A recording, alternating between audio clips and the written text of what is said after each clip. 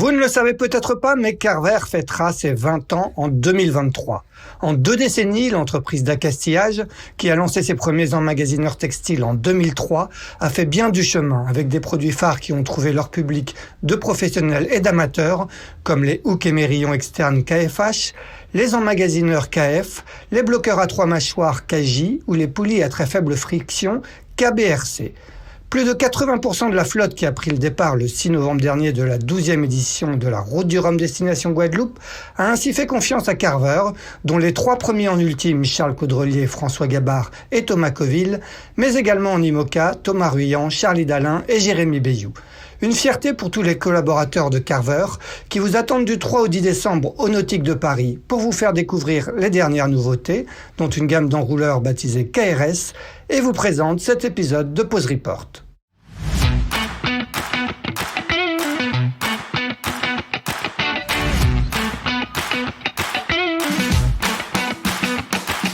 Bonjour, vous écoutez Pause Report, le podcast qui décrypte et analyse chaque semaine l'actualité de la voile de compétition. Pause Report est produit par Tip & Shaft, le média des professionnels et des passionnés de voile de compétition. Tip & Shaft, ce sont 2 newsletters hebdomadaires en français et en anglais, des podcasts, des formations, un studio de production de contenu, une plateforme de vidéos à la demande Sailors, ainsi qu'un festival du film que vous pouvez retrouver sur tipandshaft.com. Je suis Axel Capron et je vous souhaite la bienvenue dans Pause Report. Bonjour à tous et bienvenue dans ce 97e épisode de Pause Report, le podcast hebdomadaire de Tip & Shaft qui explique, décortique, décrypte et analyse l'actualité de la voile de compétition sous toutes ses coutures en compagnie des meilleurs experts. Nous sommes le lundi 28 novembre. Il est exactement 18h33 et nous allons parler une dernière fois de la Route du Rhum destination Guadeloupe, dont on connaît aujourd'hui, depuis ce week-end, les vainqueurs dans toutes les classes et catégories.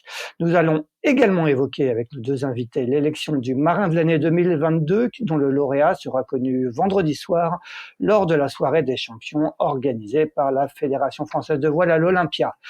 Pour évoquer ces 2 sujets, nous recevons un marin et un journaliste qui est parfois aussi marin. Le marin a remporté la Route du Rhum en Norma en 2002. Il a été sacré à 3 reprises marin de l'année en 2001, 2007 et 2009. Et vous l'aurez reconnu, il s'agit bien évidemment de Michel Desjoyaux. Salut Mich.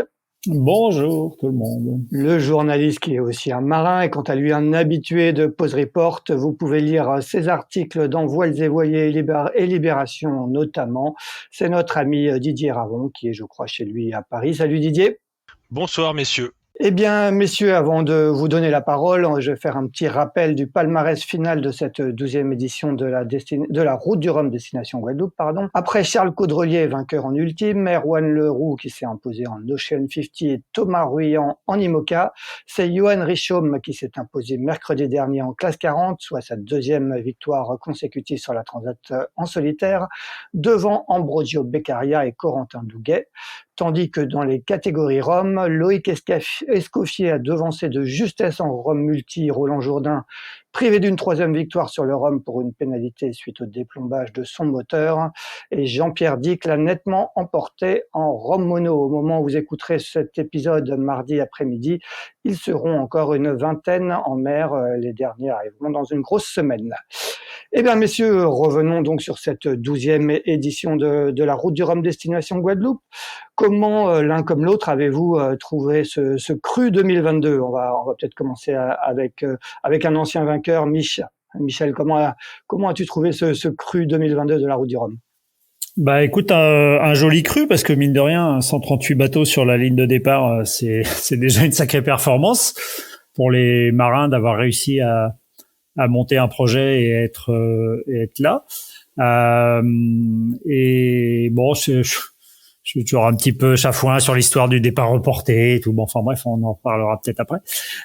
Et puis des conditions quand même vachement intéressantes avec pas mal d'options, des petits recentrages, des petites hésitations et au final un temps de course qui est quand même pas mal et puis des beaux vainqueurs dans toutes les catégories. Dans les 6 catégories et des vainqueurs un peu avec des rebondissements de situation. Je trouve qu'on a été quand même vachement bien servi en tant que spectateur. Bon, on va revenir un petit peu sur tout ça en détail. D'un point de vue un peu plus macro, toi, Didier, comment as-tu trouvé cette 12e édition? Qu'est-ce que quand on regarde, si on prend ce qu'on appelle la big picture, entre guillemets, l'image générale? Je rejoins un peu Monsieur Desjoyaux, qui est quand même pas n'importe qui. Mais non, sérieusement, moi j'ai trouvé que c'était c'est une belle route du Rhum, difficile parce que, comme d'habitude, avec des fronts à passer. En effet, un départ reporté, plein de du mauvais temps, de super vainqueurs, beaucoup de suspense, et puis un on les est tous, enfin en tout cas je parle pour moi, mais on était quelques-uns à quasiment à regarder les classements la nuit, quoi. Donc c'est vrai que Je confirme. c'était une route du Rhum complètement folle, quoi. Voilà, donc c'est vrai que c'est toujours un truc très très très passionnant à vivre, voilà. Mais belle route du Rhum, franchement, oui. Et puis et je dis comme Mich, de très beaux vainqueurs. Bon, Mich, tu disais que tu étais un peu chafouin pour cette histoire de report. Est-ce que tu considères qu'il ne fallait pas reporter? Toi, tu as vécu la fameuse édition 2002 où vous étiez parti et vous aviez essuyé une énorme tempête dans le golfe de Gascogne qui avait fait beaucoup de dégâts en Norma et toi, tu étais à peu près sorti indemne. Hein, tu avais dû quand même t'arrêter 2 fois. Quel est un peu ton sentiment sur ce report reporté, même si ça commence à dater un petit peu maintenant? Bah, moi, je reste campé sur mes positions que si le départ peut être fait dans de bonnes conditions sportives, de spectacle et tout ça, après, il appartient au skipper et c'est une des 4 règles fondamentales que l'on signe quand on prend sa licence.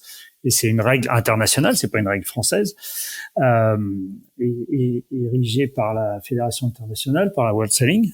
C'est au skipper de décider s'il prend le départ, s'il continue, s'il s'arrête, s'il abandonne ou s'il met en pause. Moi, j'étais avec mon catamaran mer agité pour venir pour le départ pour un classe 40, pour Everial. Et quand on a su que c'était non, avant qu'on sache que c'était reporté, donc le samedi matin, on avait vu qu'il y avait du mauvais temps après et que nous on est en convoyage, on n'est pas pressé pour rentrer, donc on a essayé de trouver une place de port et on n'a pas eu de place à 5A, juste à côté, là où on devait prendre nos passagers. On n'a pas eu de place à Saint-Quay-Portrieux parce qu'il y a la pêche à la coquille. Et à Roscoff, on nous a dit, ah ben non, c'est pas la peine, il y a des classes 40 qu'on réserve, il y a plein de classes 40 qu'on réservé, il y a plein de bateaux et on n'a pas et ouais, forcément, bien sûr, j'ai dit, bah non, bien sûr, je laisse la place aux concurrents, c'est normal. Et nous, on va se débrouiller. Et à 5K, la place qui nous ont finalement attribuée après que le report soit annoncé, était réservée par un bateau de 18 mètres de long de la course. Donc, tu vois, il y avait quand même déjà des marins qui ont pris leur disposition et pour moi, c'est leur responsabilité. Et il ne s'agit pas d'aller au massacre quoi qu'il arrive. Il y a des gens qui croient que je dis, bah non, si vous y allez pas, vous êtes des trop fignols. Non, pas du tout. C'est votre responsabilité de savoir si vous y allez ou pas et comment vous le faites. Et il y a l'autorisation de s'arrêter. On n'est pas au Vendée Globe. Et je considère, et j'ai toujours considéré et d'ailleurs Francis Le Goff, le directeur de course, au début avait dit non, moi je donne le départ et après vous vous débrouillez. Et effectivement, sous la pression, je serais curieux de savoir la pression de qui. On finira peut-être par le savoir un jour. Le départ a été reporté, alors que pourtant le jour du départ, le spectacle il était tout à fait faisable et entendable, quoi. Est-ce qui était différent par rapport à l'édition 2018 où effectivement là il y avait eu beaucoup d'arrêts au bout de quelques heures de course et notamment sur ces ports de Bretagne Sud, c'est que là le gros coup de vent arrivait très tôt, ce qui faisait qu'il y avait quand même moins de possibilités d'arrêt. Tu parlais de 5A, de 5Quay et de Roscoff. En gros, c'était les 3 options et ils avaient peur que finalement il y ait quand même plus de place. Je sais pas s'il y avait de la place pour accueillir 100 bateaux à Roscoff. Oh, mais il y en a plein qui seraient passés, hein. Parce qu'en fait, tu pouvais très bien rester. Le mauvais, il arrivait le lundi après-midi on va dire pour les plus lents ou pour le gros du paquet, quoi. Le lundi après-midi, s'il faut, tu restes. C'était du sud en plus, donc tu peux rester à l'abri sous la côte de Bretagne Nord. Et puis une fois que c'est passé, ça y est, t'es parti, quoi.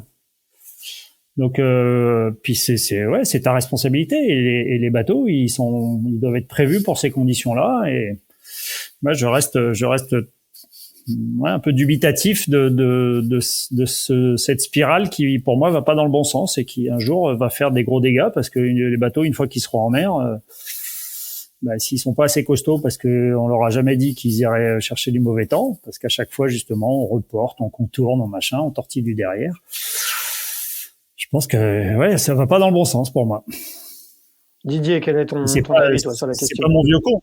J'ai déjà cet avis-là depuis très longtemps. Moi, je suis pas loin de rejoindre Michel. Et j'ai envie d'ajouter deux choses. La première, c'est que je trouve... moi, je suis qu'un pauvre suiveur depuis longtemps, avec le privilège de pouvoir suivre ses départs de course et ses arrivées et tout. Honnêtement, je trouve de plus en plus que ça devient dangereux de suivre ces bateaux parce qu'il y a plus de bateaux VIP qui sont en course déjà, que c'est une route du Rhum entre bateaux à moteur et c'est n'importe quoi. Je trouve ça perso, voilà.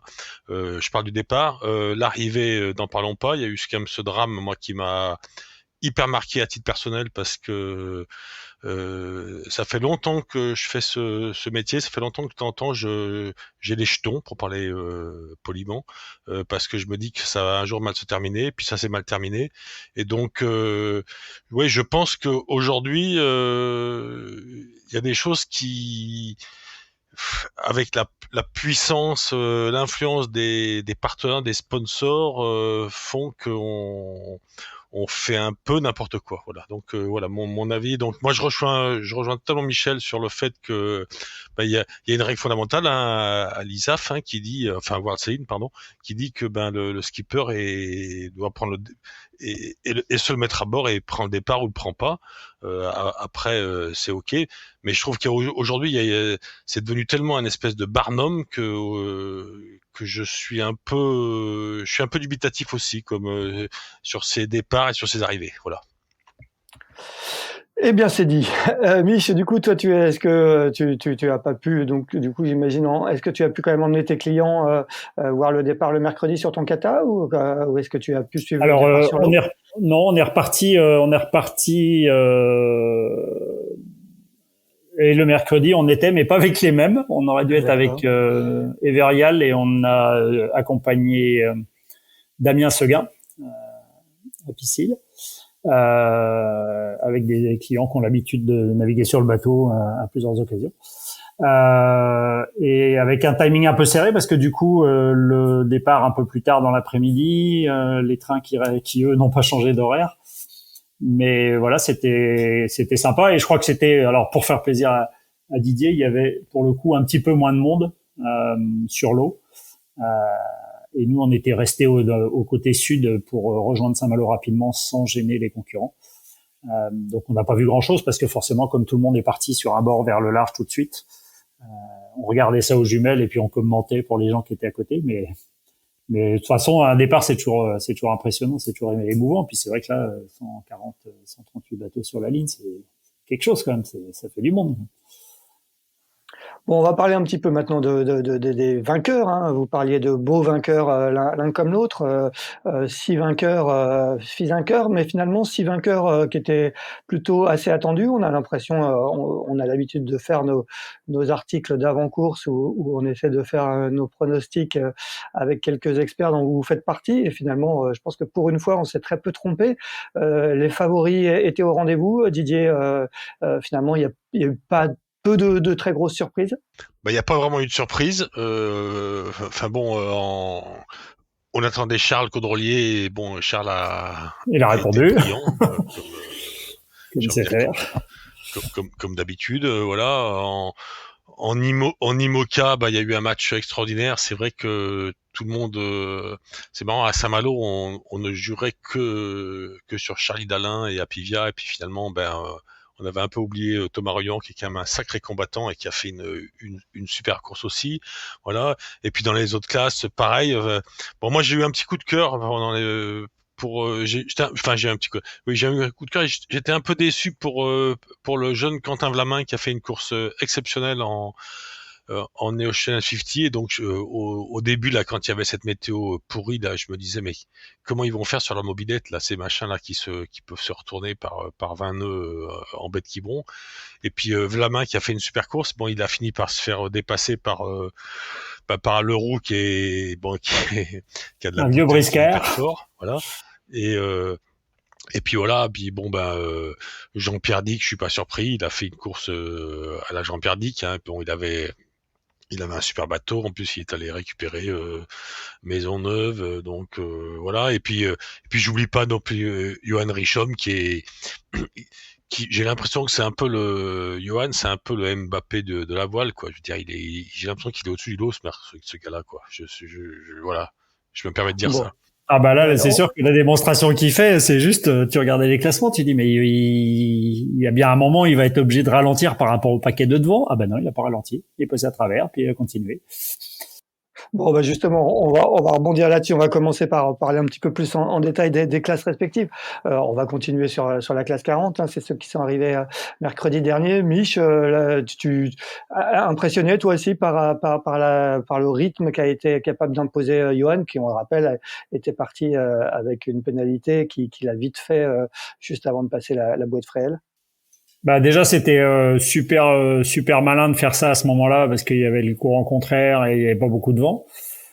Puis comme ça, au moins après, bah ça c'est comme on dit chez nous, ça c'est fait et après tu passes à autre chose.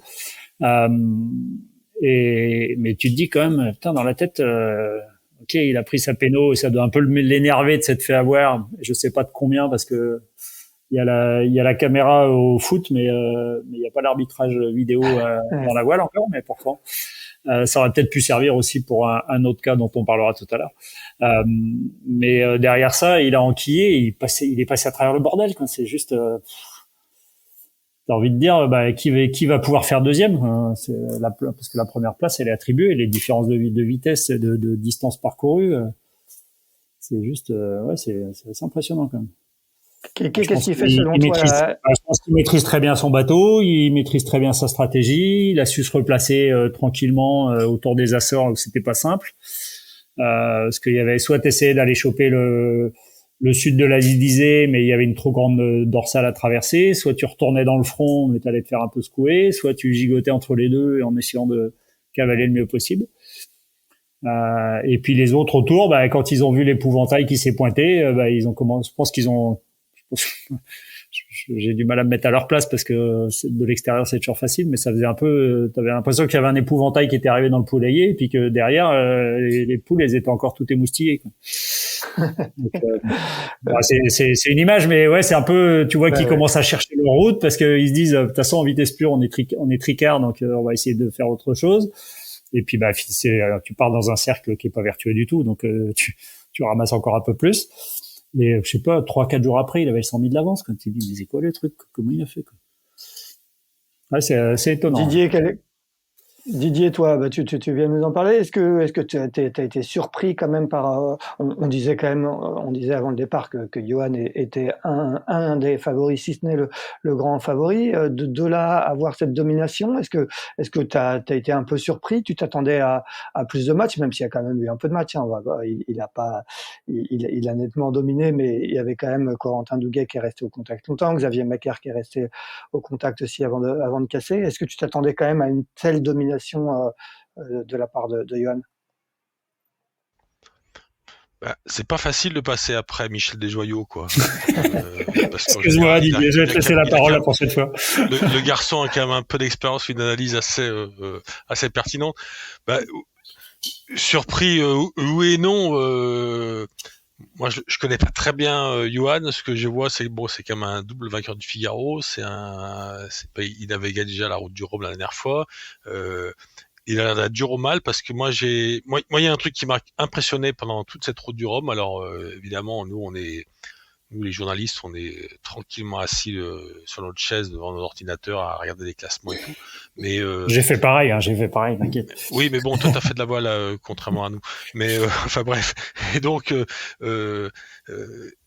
quand je lisais quand même les communiqués de presse ou les extraits de vacation, j'ai l'impression que déjà les IMOCA, c'est des bateaux qui ont l'air d'être violents. Ne parlons pas des ultimes. Euh, mais les classes 40, ça a l'air d'être l'enfer, quoi. Enfin, moi, j'ai discuté notamment avec Martin Lepape, qui disait que c'était juste l'enfer, quoi. Le mec, il est quasiment pas sorti pendant 10 jours de son bateau, quoi. Donc, ça veut dire que c'est quand même, c'est quand même des bateaux monstrueux, et donc bon, et Johan apparemment il dit que c'est dur, mais bon, il gère remarquablement bien, et bon, je crois qu'il fait partie de ces marins qui ont ou de ces sportifs qui ont un coup d'avance, quoi. Et comme l'était un certain Desjoyaux à une époque, hein, on va le dire, hein. Un petit mot sur ce podium. Donc Corentin Douguet qui fait troisième, il était lui aussi attendu, il a répondu présent. Il y en a un peut-être qui était moins attendu, en tout cas par le grand public et par ceux peut-être qui connaissent un peu moins ce personnage. C'est Ambrogio Beccaria qui signe la deuxième place. Mich, est-ce que toi tu as été surpris? Est-ce que tu connais un peu Ambrogio? Comment tu as regardé? Alors je connais pas du tout, sauf le nom quand même, mais je connais pas du tout le personnage. Je trouve que c'est un peu la bonne surprise de ce Rome, déjà parce que il est pas français, donc forcément en course au large quelque part il part de plus loin que d'autres. Parce que en France, quand tu arrives en classe 40, t'as déjà un peu écumé quelques bancs de l'école. Donc quelque part, c'est déjà peut-être pas les meilleurs, mais les moins mauvais qui sont déjà là. Et lui, il arrive à se hisser. Il a tenu sa place justement dans toute la bagarre au moment où le poulailler est parti en sucette. Et puis du coup, il s'en sort et il est sur le podium. Et puis personne l'attendait. Peut-être c'est aussi ce qui lui a peut-être permis aussi de naviguer, je dirais, détendu, c'est-à-dire de pas se dire zut, je suis en train de me faire avoir, mais au contraire, tiens, j'ai la chance d'être là. C'est vrai qu'on aurait pu attendre un peu plus de certains qui sont pas très loin derrière. Alors je sais qu'il y en a qui ont eu des problèmes techniques, qui l'ont dit, qui l'ont pas dit, je sais pas tout. Mais c'est sûr que ça a été une belle bagarre, et je trouve que du coup ça fait un joli podium, parce que Corentin, il a pas volé sa place non plus sur le podium. Il a été longtemps aux avant-postes, hein, quand même. Leader jusqu'à ce que Johan arrive. Et du coup, ouais, c'est assez équilibré, je trouve, comme podium. Passons à la classe IMOCA. Tu parlais, Didier, d'une formidable bagarre en IMOCA et de la victoire de Thomas Ruyant. Effectivement, tout le monde parlait avant le départ de Charlie Dalin, qui avait gagné quand même les 3 courses d'avant-saison. Qu'est-ce qui a fait selon toi la différence en faveur de Thomas, et comment tu vois un peu Thomas qui confirme, hein, qui avait gagné la Jacques Vabre déjà l'année dernière, comment tu vois un peu ce marin? Je pense que c'est un marin qui est hyper fort, qui est dur au mal, qui est en plus un type hyper sympa, donc ça c'est quand même vachement bien dans notre milieu. Moi ils sont sympas quand même, Didier. Ils sont tous sympas, c'est vrai. Presque. Mais, non, ils sont quasiment tous sympas. Mais franchement, je sais pas. Moi, j'ai suivi la course comme tout le monde et tout, et je me suis dit à un moment, manifestement, Charlie sur Apivia allait vraiment très très vite au près. Quand il a fallu commencer à débrider et à tirer sur la barre et ouvrir les voiles, Thomas a commencé à se rapprocher. Et encore une fois, moi, j'étais j'étais au départ, mais j'étais pas à l'arrivée, mais j'étais évidemment pas à bord. J'ai quand même compris que c'était que les alizés avaient été très très très violents, avec des grains méchants, qu'il fallait être dessus, et que sur ce point-là, Thomas avait été dans le dur. C'est-à-dire que je pense que Thomas, c'est vraiment quelqu'un qui peut aller, qui peut vraiment se faire très mal, et donc c'est comme ça que je pense qu'il a, enfin, a priori, c'est ce que je pense qu'il a fait, c'est qu'il a réussi à finir par entre guillemets, par se faire à Pivia, quoi. Mais bon, voilà. Mais moi, il y a par contre il y a quelqu'un qui m'a vraiment surpris agréablement, mais je m'y attendais un peu aussi. C'est la Suissesse, hein. C'est la Suissesse, c'est Miss Métro, quoi, qui a fait quand même une course remarquable, quoi. Voilà. Mich, pour toi, c'est la victoire de Thomas Ruyant sur Charlie Dalin, c'est la victoire d'un marin sur l'autre ou la victoire d'un bateau sur l'autre? Ou des deux? Ouais, c'est toujours un tandem de toute façon. Ouais. Et alors ça n'excuse rien, ça expliquerait peut-être. Apparemment, Apivia avait peut-être des soucis. J'ai entendu parler d'un winch cassé et d'un autre problème que j'oublie. Euh, et c'est effectivement quand tu vois le nombre de d'empannages qu'ils ont fait, pas de virements, mais d'empannages qu'ils ont fait sur la fin. C'est sûr que s'il te manque un tourniquet, ça doit être un peu moins facile. Cependant, oui, je suis bien sûr Thomas est un dur au mal. Bon, je pense que Charlie est pas le dernier des lapros de 6 semaines non plus. Mais visiblement, il avait l'air aussi d'avoir une certaine aisance au portant. Je pense qu'il y a eu une transition qui a été un peu ratée par Charlie, justement quand ils auraient essayé de se faufiler sous la dorsale, parce qu'il y avait un moment, fallait aller de l'autre côté et c'est vrai que Thomas Lingtaout est revenu à ce moment-là, pas mal, alors que Charlie avait quand même fait un joli creux, quoi. Et effectivement, la presta de Justine est géniale. D'ailleurs, je crois que c'est à 24 heures de l'arrivée, il y avait 3 filles dans les 10 premiers. Donc Ouais. ça aurait été génial. Il manquait juste Sam, mais je crois que Sam, elle a eu plein de problèmes. Oui, Sam, Euh, apparemment, elle a passé sa transat avec la caisse à outils, quoi. ouais. Ouais, voire même plus que ça, je pense, parce que quand tu vois la Voire vitesse même plus que ça. oui, Oui. les vitesses qu'elle tenait, les caps qu'elle faisait, des fois, tu te demandais si elle était pas monte arrière carrément. Mais bon, voilà, écoute, à un moment, faut traverser l'Atlantique, c'est aussi pour ça qu'ils sont au départ. Hein. Euh, ouais, et puis Kevin Escoffier, qui est quand même pas un grand adepte du solo et qui mine de rien s'éclate. Il y a un moment, il se bagarrait à la 3e place avec Paul et puis Jérémy. Euh, ouais, il y a eu une belle bagarre. Puis on a quand même vu qu'il y avait 2 divisions quand même. Il y a une césure qui s'est faite un peu après les Açores. Euh, où là, tu te dis, bon, il y en a, ils jouent pas dans la même cour, quoi, même avec des bateaux. Alors bon, je sais qu'il y a des bateaux plus récents que d'autres. Il y en a qui sont à l'eau depuis encore moins longtemps que les autres, mais tu voyais quand même qu'il y en avait qui arrivaient à enclencher, puis d'autres qui restaient un peu sur le bord de la route, sur la piste cyclable à moindre vitesse.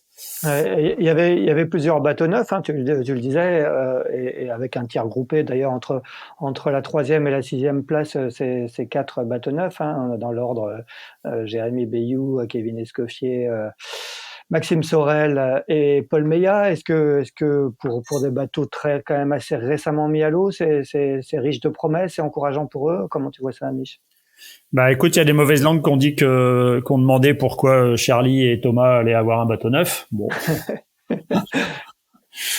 ça on peut blaguer aussi. Ce qui est sûr, c'est ils ont quand même eu des conditions intéressantes tout le long de la course, qui leur a permis certainement de bien pousser les machines et toujours avec quand même, je pense, quoi qu'on dise, la petite lumière sur le côté de l'écran qui dit attention, n'oublie pas que si tu veux faire un podium ou si tu veux faire un bon classement, faut d'abord couper la ligne d'arrivée, quoi. Des fois, faut pas l'oublier. Et je pense que autant des fois il y en a qui sont capables de débrancher leur cerveau, autant derrière il y en a qui se disent ouais c'est bon, ils sont partis devant, on les rattrapera plus, donc maintenant on va finir et proprement sans faux col mais sans faire le fou, quoi. D'autant qu'il y avait aussi des enjeux de qualification. Il y a un enjeu majeur pour tous, hein, c'est quand même la qualification pour le Vendée Globe, hein, tous ceux qui ont réussi à terminer cette route du Rhum sur le bateau avec lequel ils courront le Vendée Globe sont qualifiés. Ça a forcément aussi joué. Bien sûr que ça doit jouer. Alors peut-être que de temps en temps t'allumes et puis t'oublies un peu ça, et puis de temps en temps tu dis oh non mais finalement ça c'est bien aussi, ça faut que je m'en occupe quand même. Parlons un peu rapidement des ultimes. On a déjà largement parlé dans les épisodes précédents. Didier, on le disait, hein, il y avait un grand favori avant le départ, un favori qui a gagné, un Charles Caudrelier sur le Maxi Edmond Rothschild. Comment tu juges un peu sa prestation? On a l'impression qu'il a déroulé une belle partition. Ben, j'ai envie de dire que Charles a fait du Charles, hein, c'est-à-dire qu'il était hyper brillant, pas trop stressé au départ, naviguant parfaitement bien avec une super machine optimisée, avec une super équipe et tout. Moi, il y a un truc qui m'a fait très plaisir. Voilà, donc c'est voilà, c'est pour ça que j'ai envie d'en parler puisque j'en profite. C'est que au début à Saint-Malo, c'était quand même les mecs des ultimes se regardaient en chaîne de faïence, quoi, notamment par rapport à l'affaire Gabard. Donc vous avez beaucoup parlé sur Tip and Shaft et tout. Et à l'arrivée, ce que je trouvais super sympa, c'était de voir de voir François Gabard deuxième, féliciter chaleureusement Charles, et puis t'as l'impression que c'était les deux potes qui courent ensemble depuis des années, enfin qui courent ensemble, qui courent l'un contre l'autre depuis des années, qui se voyaient. Donc ça m'a fait très plaisir. Mais oui, bon, Charles a fait une super course, mais voilà, j'étais un peu triste pour Armel Lecléache, parce que je pense qu'il avait vraiment le bateau pour gagner aussi. Il y a qu'à voir son chrono sur la course quand il est reparti bien après pour voir qu'il était dans le match. Voilà, mais bon, j'ai un peu le sentiment quand même que le pauvre Armel, il est un peu maudit de la route du Rhum, quoi. Ben, voilà. Mais Je voilà. savais pas que t'étais superstitieux, Didier. Comment? Je savais pas que t'étais superstitieux. Non, je suis pas superstitieux, mais ça m'a fait un peu de la peine, j'avoue. Mich, toi, quel est un peu ton regard sur cette course en ultime? Je pense que le statut de favori était pas du tout usurpé pour Charles, déjà parce que c'est un très bon marin, même si peu de gens le connaissent, mais moi c'est quelqu'un que j'apprécie beaucoup et qui est très propre dans ce qu'il fait, et il est pas dans le paraître, il fait ses trucs, et je pense que ça aurait pu, à pas grand chose près, si tu veux, ça pouvait partir en sucette au niveau des Açores. Et là, j'ai la carte sous les yeux, et je me souviens très bien de ce moment-là où Sodebo repart vers l'ouest chercher le front. Gitana s'est fait un peu rattraper dans la molle par François qui revient à ses basques, qui continue dans le sud, et Gitana en chef de troupe dit non, je rends le combat avec François et je le laisse partir, et moi je vais retourner chercher le front et me replacer devant Sodebo.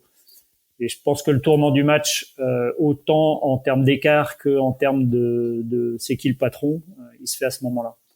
Et là, Charles garde le leadership, la capacité de décider, de tracer sa route, contre un autre favori qui lui aussi d'ailleurs a perdu un peu de temps un peu après, mais avec des problèmes techniques.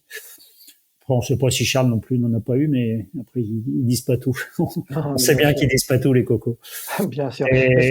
Mais ouais, et puis il y a eu comme une belle bagarre jusqu'au bout, bon, même si les écarts en ultime c'est toujours difficile à apprécier, parce que quand tu vois 30 000, tu dis oh, c'est un boulevard, et en fait non, c'est 45 minutes de neuf à plein régime. Donc mais tu vois aussi qu'ils ont pas eu des conditions idéales pour aller vite. D'ailleurs, j'ai vu une vidéo faite depuis l'avion de la marine, je pense, à 24 heures de l'arrivée de Charles, et tu voyais que le bateau il allait vite, mais il allait pas régulier. Tu voyais qu'il retombait dans l'eau, il repartait, ça faisait une grosse mousse. Ils ont pas eu des conditions. Je pense que ces bateaux-là, avec les conditions de 2006, si je ne m'abuse, Ouais. Ils descendaient à 5 jours, quoi, les yeux fermés, quoi. On se rappelle de cette formidable route du Rhum en 2006 où Lionel Monchois avait gagné en 7 jours et 17 heures. Est-ce qu'on peut espérer, Mich, que la hache de guerre soit enterrée entre tout ce petit monde?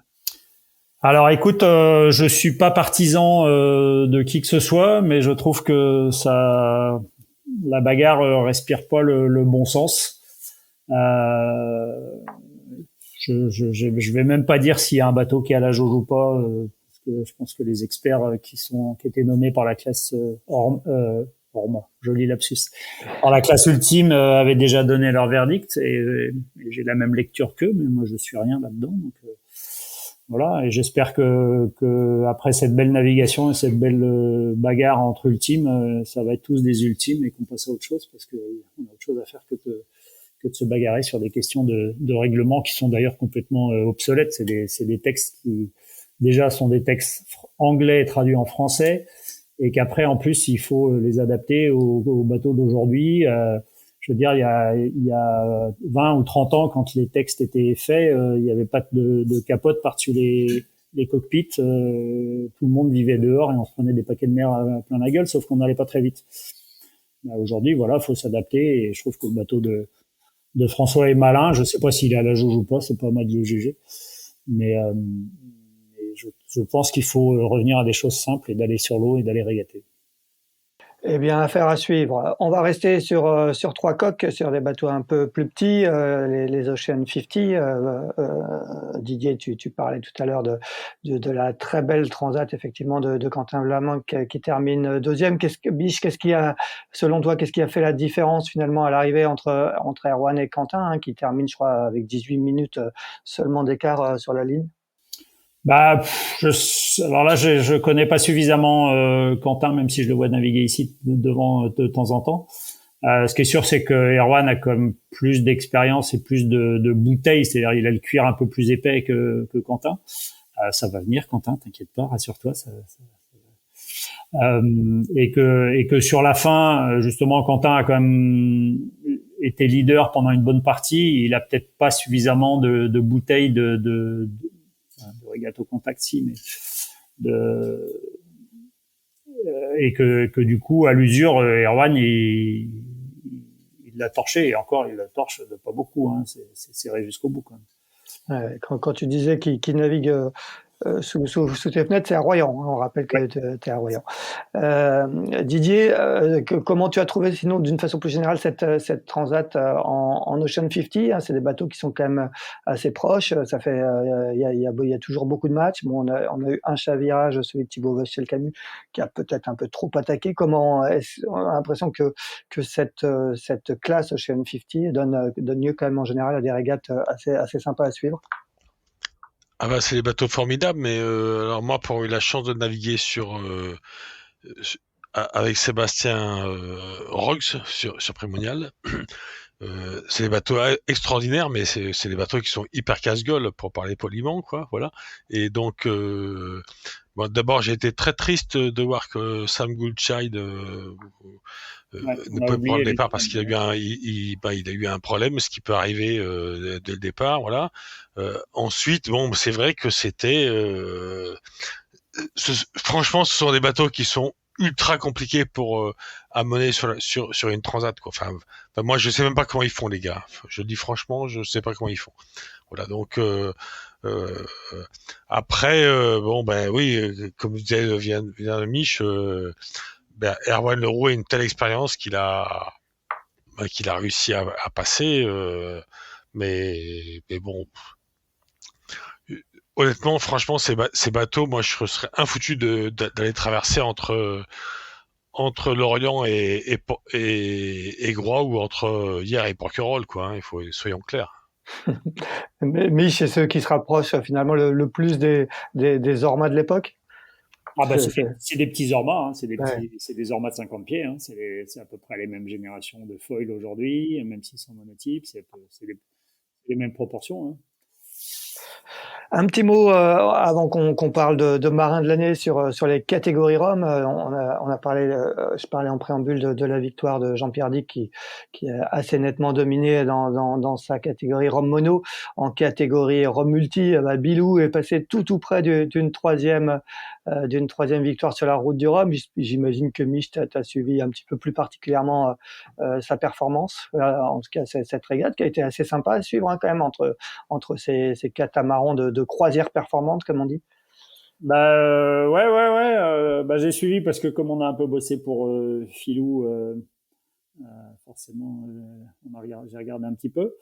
Et puis c'est vrai que bah c'est un peu des contemporains, hein, entre Gwen, Alvard, Marguillemot, Bilou, le père Escoffier, mais là maintenant c'est l'autre fils. La famille Escoffier, je voudrais le fils, et bah lequel. Et c'est étonnant ce qu'ils font avec ces bateaux-là, parce que finalement on voit qu'ils n'ont pas tant de problèmes que ça. Ça passe tranquille, ça va pas très vite. Je pensais que ça irait plus vite que ça, mais ça passe. Et puis bah ils se sont fait une belle bagarre à se tirer la bourre un peu partout au milieu, là. Non, je trouve ça bien qu'il y ait cette catégorie Rome qui effectivement est un peu fourre-tout, mais bon, c'est aussi le jeu. Il y a pas que des écuries de Formule 1. Il faut qu'il y ait de la place pour tout le monde. Et c'est aussi ça la magie du Rome. Hein. Pour rien vous cacher, le jour où la Transat anglaise elle a dégagé les Corinthians, c'était plus de la Transat anglaise, quoi. C'était une course de Formule 1, mais ça avait un peu perdu de son âme. Donc, moi, je trouve ça super qu'il y ait 138 bateaux au départ, qu'il y ait un peu de tout, et autant dans les bateaux d'ailleurs que dans les profils des purs amateurs, un peu de tout, quoi. Voilà, des gens passionnés, des jeunes, des vieux. Moi, ça me va très bien, je trouve. C'est sympa à regarder parce qu'en plus, ça fait des gens différents qui arrivent sur le marché et on découvre tout ça.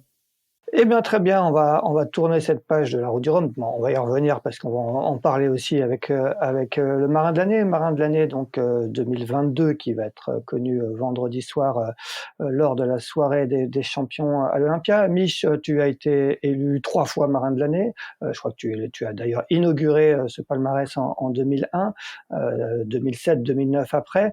Qu'est-ce que ça t'a apporté? Est-ce que c'est un titre auquel on attache de l'importance quand on est marin, ou c'est comment? Tu sais, Alex, on a un problème dans la voile, c'est que c'est comme on fait avec la voile ce que le ballon rond pourrait faire. Mais le ballon rond, c'est du hand, du basket, du tennis, et même le rugby, même si c'est un ballon pas très rond. Mais voilà, nous, on essaye de mettre tout le monde dans la même salade, dans le même saladier, et de dire, on va essayer de trouver quel est on va dire le meilleur d'entre eux, mais tu peux pas les classer ensemble puisqu'ils courent pas ensemble.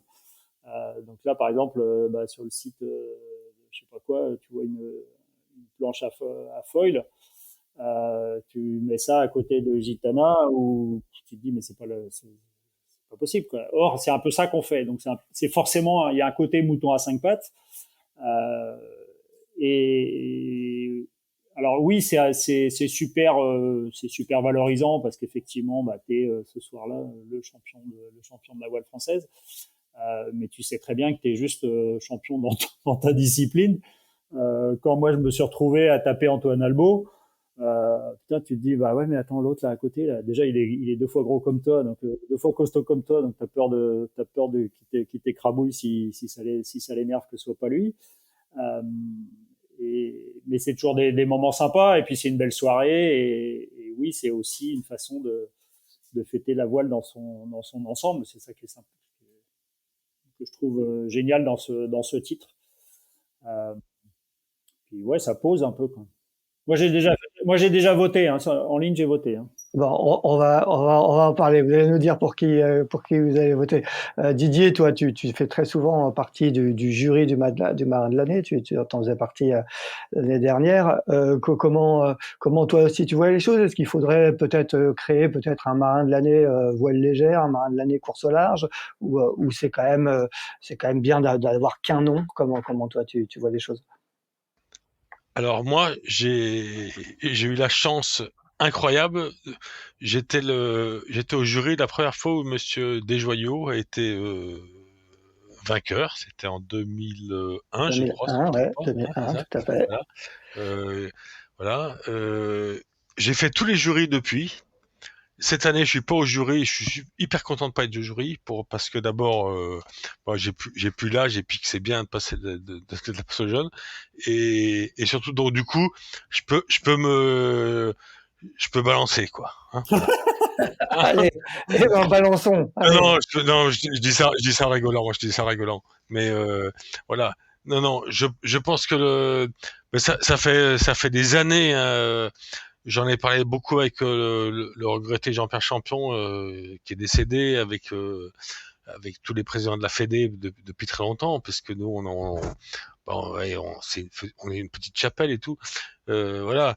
Je pense qu'il faut. C'est compliqué de mélanger des choux et des carottes, quoi. C'est-à-dire que entre quelqu'un qui fait du kite ou du NACRA 17, et puis quelqu'un qui fait de la voile olympique, évidemment, ok. Mais quelqu'un qui fait aussi de l'IMOCA ou d'ultime, c'est compliqué, quoi. Donc j'ai toujours pensé qu'il fallait faire deux vainqueurs, mais je sais qu'à l'époque, Jean-Pierre Champion, qui était vraiment quelqu'un qui tenait à ce titre, ne voulait pas changer les choses. Pour moi, aujourd'hui, s'il y a, alors, je le dis d'autant plus facilement, comme je vote pas cette année.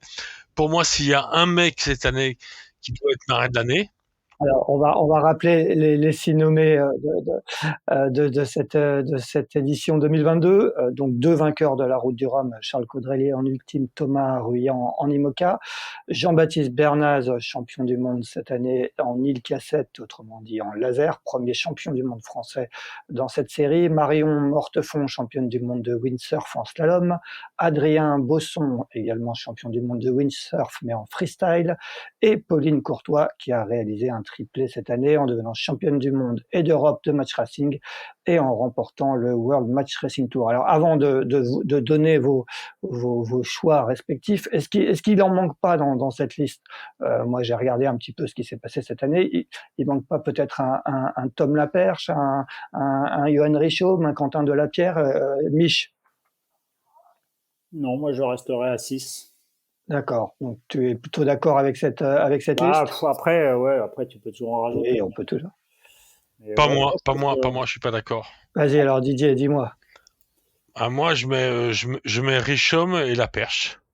Et je rajoute aussi une jeune femme que personne connaît parce qu'on n'en parle pas encore, qui s'appelle Laura Nolo, qui a été quand même championne d'Europe et vice-championne du monde en kite, qui n'est pas mentionné et il faut pas oublier que les Jeux de 2024 vont se passer à Marseille et je pense que cette jeune femme va pouvoir être une des grandes favorites, quoi. Donc j'ai trouvé ça un peu bizarre que la Fédé mette six personnes très très très brillantes évidemment, mais voilà, ça m'a un peu surpris. Voilà.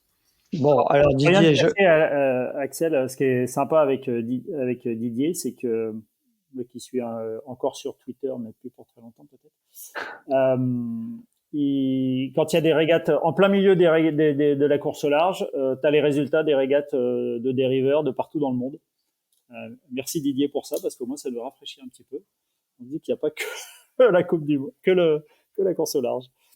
Eh ben justement, Didier, j'ai ma petite idée sur ton choix personnel. Vas-y, dis-nous un peu donc tu l'as dit, tu feras pas partie du jury cette fois-ci, mais si tu avais fait partie du jury, pour qui tu aurais voté?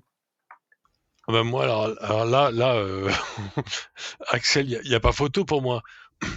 Pour moi, c'est Jean-Baptiste Bernaz. Je veux dire, on a tous fait du laser, hein, en vacances, en régate d'amateurs, tout ce que tu voudras. Enfin bref, mais remporter le championnat du monde de laser en ayant fait, je crois que je dis pas de conneries, quatre campagnes olympiques. Être champion du monde en laser, pour moi, si Bernard n'est pas le marin de l'année, alors là, franchement, je comprends plus rien, quoi. Franchement, voilà. Ouais, pour toi, l'exploit de l'année, il est vraiment là.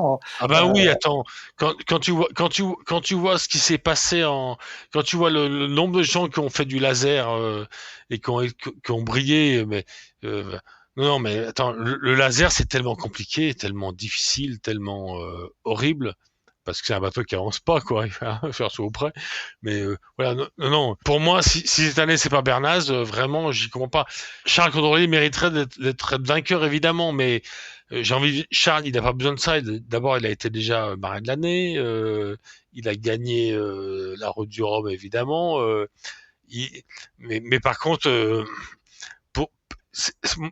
enfin, moi, je me suis toujours bagarré par rapport à ça. Hein. C'est peut-être par rapport à ma culture et à mon enfance, mais pour moi, il faut que ce soit Bernaz le champion du monde cette année, enfin le champion du monde, le marin de l'année. Franchement, voilà. Mais je suis d'accord. Est-ce que tu as fait du laser déjà? Je prends le risque, mais voilà. Non, mais c'est bien d'avoir des convictions. Est-ce que tu as déjà fait du laser, toi? Tu as fait du laser un petit peu dans 10 minutes et puis je suis rentré au port. Bon, quel est un peu ton avis, toi, sur la question? Les abdominaux comme tablette de chocolat, non merci. C'est trop fatigant. Non, alors moi j'ai voté en ligne et j'ai voté pour quelqu'un que j'apprécie beaucoup, j'en ai déjà parlé tout à l'heure, qui vient de gagner sa Route du Rhum, mais pour moi c'est pas juste c'est pas lié à cette course uniquement. mais plus le bonhomme et l'ensemble de l'œuvre, parce que ça fait un bout de temps qu'il brigue des podiums, mais qui reste dans l'ombre. Un peu d'ailleurs comme Antoine Albo à l'époque. C'est des gens qui, voilà, ils sont pas là pour se mettre à la lumière, mais pourtant il y a bien un moment, faut les y mettre parce que ce qu'ils font est beau. Alors, on rappelle du coup que c'est pour Charles Caudrelier, ouais, hein, parce que si les gens prennent cet épisode en cours. Jean-Baptiste Bernaz, oui, j'y aurais pas pensé. J'aurais plutôt été s'il y avait une deuxième coche à l'équipage de match racing féminin, parce que je trouve que c'est un exercice qui est tellement laborieux dans tous les sens du terme que briller au niveau mondial là-dedans. Je trouve que certes, oui, le laser, j'entends ce que dit les arguments de Didier, mais ouais. Après, oui, je sais que ça va être un peu pollué par la notoriété, par la visibilité. Donc, bon, je pense que mon vote est un peu facile, mais je l'assume. En général, les marins olympiques sont quand même assez aussi récompensés, hein, Didier. Souvent, forcément quand ils sont champions olympiques, en général, ils sont marins de l'année, champions du monde peut-être moins souvent. Il y a parfois une alternance. C'est peut-être la bonne année pour Jean-Baptiste. Ah bah oui, les champions olympiques ont toujours été. Avant l'émission, quand tu m'as appelé ce matin, j'ai fait un peu ma révision quand même, tu vois. J'ai imprimé un peu mes fiches, mais c'est clair que les champions olympiques ou les champions du monde ou tout ça sont forcément marins à l'année, mais bon. Ça reste compliqué, hein. Ça reste compliqué. Il y a tellement de, on a une chance incroyable dans la voile, c'est d'avoir cette discipline, quoi. Où il y a tellement de choses. La course au large, professionnelle, amateur, hein, parce que quand on voit la Dream Cup ou quand on voit toutes ces courses-là, le Speed West France, toutes ces courses-là, à Marseille, partout, bon, il faut faire vraiment attention à tout ce qu'on voit, quoi. Donc, c'est vrai que c'est important. C'est important de ne pas penser qu'à la course, pas que le haut niveau, quoi. En tout cas, voilà. Tu peux nous rappeler, Didier, toi qui, comme tu l'as dit, a fait partie de tous les jurys depuis la première en 2001. Comment ça se passe l'élection du marin de l'année? Alors le marin de l'année, c'est assez sympa. En général, on mange bien. Hein, voilà. C'est noté. Hein, voilà, je dis ça, mais voilà, on est dans un restaurant sympa. Il y a en général Olivier Clermont qui est le big boss de la Fédé qui fait un tour de table, voilà. Le maître de cérémonie. Le maître de cérémonie, voilà. Tout le monde donne un peu son avis et tout. Après, le président prend la parole. Donc le président de la Fédération française, Jean-Luc Dénichot. Oui, mais très rapidement. En général, le président est très très discret par rapport à ça, et en plus, je crois que son vote ne compte pas, voilà. Ensuite, il y a le président le président du jury. Je crois que cette année, c'est Antoine Albo. C'est Antoine Albo qui sauf erreur de ma part, a gagné en 2010 devant Camas. Ça avait été un truc très, c'était un truc très émouvant à l'époque, parce que je me souviens encore que ses parents, montant sur le stand, s'étaient pris les pieds dans les escaliers tellement qu'ils étaient émus par rapport à leur fils. Et Dieu sait que Antoine est un type fabuleux et tout. Enfin, en tout cas, voilà, avec Antoine cette année, ça, à mon avis, ils vont se régaler. Et donc après, on fait un tour de table, voilà, premier tour, machin. Et puis deuxième tour avec des petits carnets entre l'entrée et le plat, et puis voilà, quoi. Voilà, c'est le marin de l'année, quoi. Donc élément, ça se passe très très facilement. Moi, je me souviens d'un truc, un très bon souvenir, c'était à l'époque où Rio et Besson en Accra avaient tellement dominé le monde et l'équipe de France et tout, enfin, avait gagné tellement facilement que ça avait été merveilleux, quoi. Ça avait été torché en 5 minutes, quoi. Il y avait unanimité, quoi. Donc ça, je trouve ça sympa. Mais bon, voilà. Bon, et Mich, il y a eu unanimité à chaque fois. On rappelle que Mich, tu l'as gagné en 2001, tu sortais d'une victoire sur le Vendée Globe. En 2009, tu sortais d'une victoire sur le Vendée Globe. En 2007, tu sortais d'une victoire sur la Jacques Vabre avec Manu Le Borgne, hein, si je me souviens bien. Mais pas que. Alors Mais pas que. pour tout te dire, 2007, c'était. Alors déjà, j'étais en mer. Alors ça, c'est un truc que j'ai jamais compris qu'ils puissent faire des erreurs pareilles. J'étais en mer, j'étais en train de revenir de Salvador de Bahia après la Jacques Vabre, donc pour faire comment ça s'appelait, la Transat Retour, je sais pas comment ça s'appelle. Ah oui, la Transat B2B, si la B2B, ouais, qui arrivait à Port-la-Forêt d'ailleurs. Ouais. Et donc ils m'appellent pour me dire, c'est toi le marin de l'année, machin. Et donc et ils me disent, on va t'appeler ce soir. Tu m'étonnes, ce soir au théâtre Édouard VII, tu sais déjà depuis 6 heures que c'est toi, t'as rien à dire, quoi. Donc ça m'avait complètement coupé les pattes. Et 2009, moi je suis allé au théâtre d'Arcet en disant génial, on va pouvoir féliciter l'équipage qui traverse l'Atlantique en 4 jours et demi, hein, donc Bangkok, c'est ça, hein. Peut-être pas 4 jours et demi, mais presque. Et puis donc j'étais assis dans la salle, tout va bien, belle soirée, on va admirer tout ce qui s'est passé cette année, parce que quand tu cours, t'as pas toujours le temps de regarder ce qui se passe dans toutes les catégories, dans tous les sports, dans toutes les disciplines, et Dieu sait s'il y en a.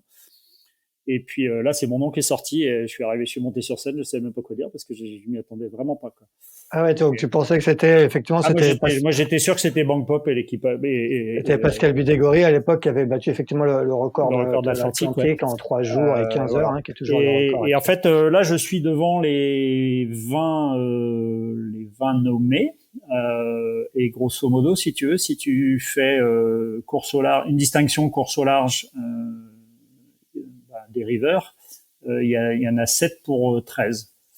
Donc 7 équipages de dériveurs, donc Baquez-Voiron, Roa Rambaud, Faustine Méret, Antoine Albo, Marie Rioux, Billy Besson, Charline Picon et Camille Lecointre, Aloïse Rétornaz, tu vois. Donc exactement. C'est mine de rien, c'est pas si course au large que ça. C'est une fois sur 3 à peu près, quoi, ouais, on va dire. Ouais. Bon, très bien. Bon, après, il y en a quelques-uns qui ont signé plusieurs années, hein, des Camas. Oui, bien sûr. Et vous êtes 2 triples vainqueurs, toi et Franck. Franck, il est quand même marin de la décennie, quoi. Oui, on rappelle que Franck est marin de la décennie 2010 et 2020 et que le tenant du titre est Yannick Bestaven. Eh ben, messieurs, merci beaucoup. On va connaître le successeur de Yannick Bestaven vendredi soir. Mich, est-ce que de ton côté, voir Bilou faire la route du Rhum, voir Philippe Poupon faire la route du Rhum, est-ce que ça t'a titillé? Est-ce qu'on te reverra un jour entre Saint-Malo et Pointe-à-Pitre ou pas? Écoute, entre Saint-Malo et Pointe-à-Pitre, peut-être pas, entre la côte sud. Écoute, et je me suis même dit à un moment, avec mon kata, JT, j'aurais été dans le coup. Sauf quand il y a un peu trop de vent et trop de mer, où là je me suis dit ouais c'est bon, on va les laisser faire les gars. Et non, ça me va très bien de regarder ça avec un œil averti, j'imagine quand même. J'ai pas été, tu vois, j'ai fait virtual regatta, mais j'y passais 10 minutes par jour, ça me suffisait largement. Et alors, qu'est-ce que tu as fait comme résultat? Alors moi je suis allé en ultime parce que je voulais pas passer 15 jours à faire ça. Je fais 1708e. Nous faisons d'ailleurs parce que j'ai fait ça avec Gabriel. Et ouais, c'est marrant de faire de la stratégie où tu te dis oh c'est pas grave si je me rate, de toute façon vu le nombre de bateaux qu'il y a, ça n'a pas grande signification. Après il y en a qui ont voulu me dire donner des conseils et tout, j'avais envie de leur dire non, vous inquiétez pas, j'ai pas envie de conseils, c'est moi tranquille. Mais ouais, c'est sympa de faire aussi du virtuel à côté et en même temps que les vrais. Aller faire une course juste une course virtuelle sans qu'il y ait de cadre de la vraie course en même temps, je crois que ça m'amuserait pas du tout.